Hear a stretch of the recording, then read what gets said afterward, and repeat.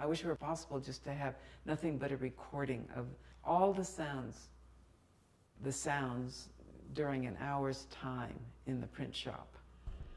There's the sound of the press, the sound of the water hitting the plates, the sound of the spatula preparing the ink, and then the rollers and the distances that they travel. And the rhythm is very methodical.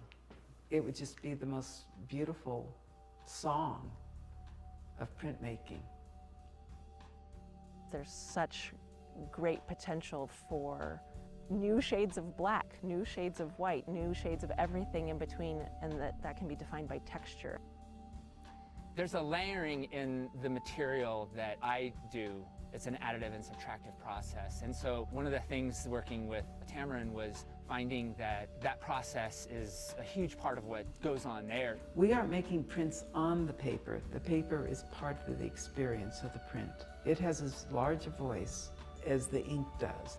I love that I'm drawing images of mined materials on a mined material with this surface that's at once very buttery, but it has its own very distinct texture. So pushing the crayons and the grease and the different kinds of pencils I've been using into that reflects the unique nature of the stone. And to me, that reflects on this incredible process. With what the materials that I'm working with right now, what I'm seeing is a woven language beginning to appear. I did the material for one reason, and now it's being used in a different way. They've had time to sit and develop their own life and to find their way into this essential process of printmaking is perfect for them.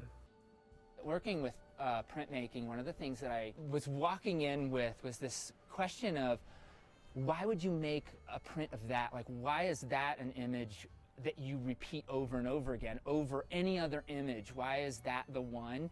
That in that way it makes it really kind of feel important. I've always felt it takes a village to make an artist. You're cradled and nurtured by a community who wants to see the most beautiful print that is possible.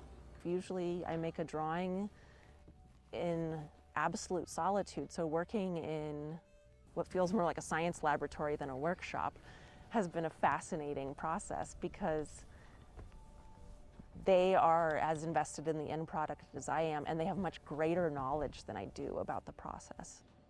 I know enough about tamarind to know that if Valkyrie is there, she's the pro.